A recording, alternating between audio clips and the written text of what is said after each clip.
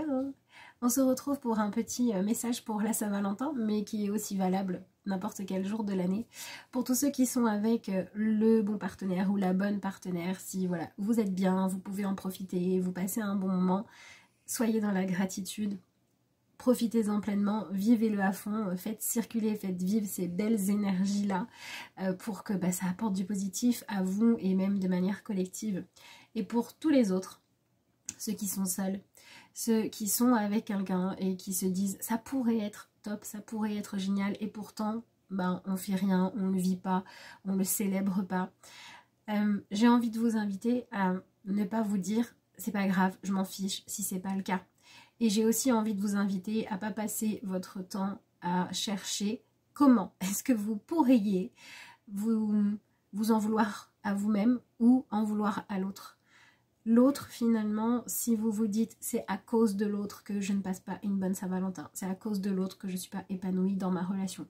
Oui, l'autre, à partir du moment où vous êtes en couple, vous êtes en lien, il a une part de responsabilité dans ce que vous vivez. Mais si vous choisissez de vous dire que, en fait, votre situation, c'est le résultat de vos choix à vous, sur le coup, c'est pas super agréable. Mais vous récupérez votre pouvoir personnel en faisant ça. Et donc, vous pouvez décider à ce moment-là de passer cette énergie de Saint-Valentin à vous dire ok, quel choix j'ai fait dans le passé qui m'a conduit à cette situation, à quel moment je me suis oubliée, à quel moment j'ai accepté quelque chose que je n'aurais pas dû, quand est-ce que j'ai fait semblant d'être moi, d'être sincère, d'être bien alors que je ne l'étais pas. Et l'idée c'est certainement, mais alors certainement pas de vous culpabiliser en faisant ça. L'idée c'est de réussir à ne plus avoir comme objectif d'espérer, de croiser très très fort les doigts pour que l'autre change, mais plutôt de vous dire ok, l'autre il est ce qu'il est, il agit comme il veut et de toute façon quand moi je vais évoluer, quand moi je vais changer, il y a des choses qui vont en même temps changer dans ma vie.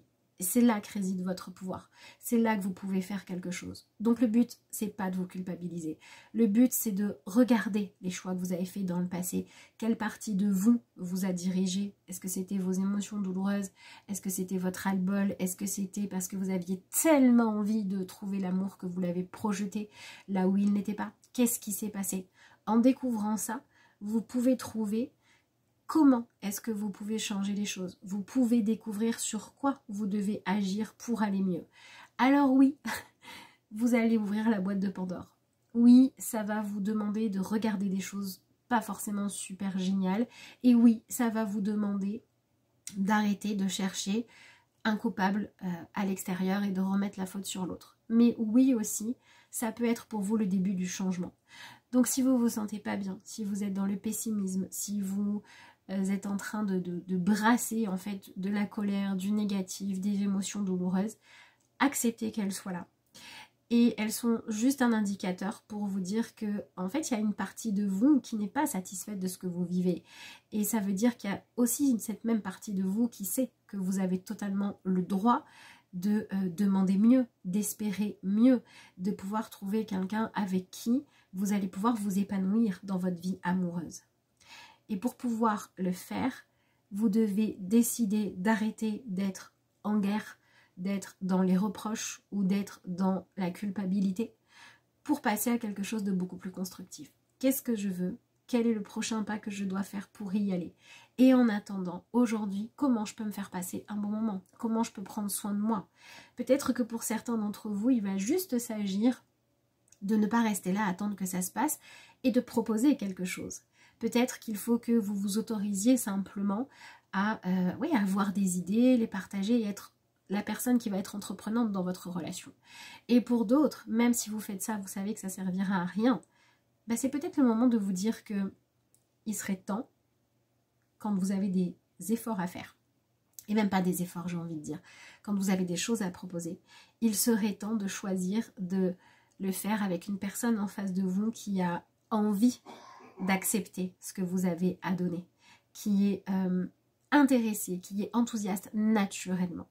Ce que je peux vous souhaiter de mieux pour cette Saint-Valentin, c'est de vous enlever la notion de qui est coupable du fait que j'aille pas bien et si c'est moi ou si c'est l'autre, c'est pas ça qui est important.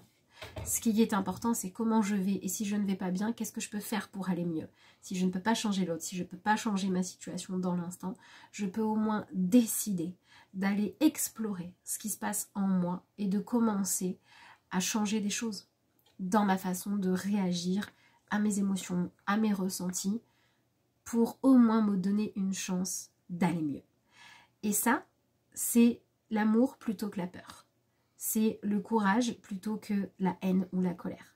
Ça, c'est constructif. Donc, c'est vraiment ce que je vous souhaite de tout cœur. On va se retirer une petite carte pour étayer un peu tout ça. Et bien voilà, pardonnez-vous à vous-même. L'acte de pardon suprême consiste à se pardonner soi-même pour toutes les blessures qu'on s'est infligées dans sa vie. Le pardon est un acte d'amour envers soi-même. Quand vous vous pardonnez, vous commencez à vous accepter et votre amour pour vous-même peut alors croître. Et je pense que quand l'amour pour nous-mêmes commence à croître, eh bien on arrête en fait de prendre des décisions qui ne sont pas les bonnes, on arrête de rester dans des situations qui ne nous conviennent pas, on arrête de vivre dans l'illusion. Donc on commence en fait à choisir d'être en accord avec soi. On commence à choisir d'arrêter d'entretenir et de brasser les émotions négatives. Et on commence aussi à choisir de faire en sorte de sortir de ce qui est toxique pour nous, d'aller mieux, même si on ne sait pas à quoi ça ressemblera, même si on ne sait pas ce qu'on va découvrir en chemin. Mais au moins, on pourra se dire qu'on a eu suffisamment d'amour pour nous-mêmes et d'intelligence émotionnelle pour tenter de faire quelque chose de sain pour nous. Voilà, ça c'est vraiment un enseignement important. Donc qu'est-ce que vous avez besoin de vous pardonner?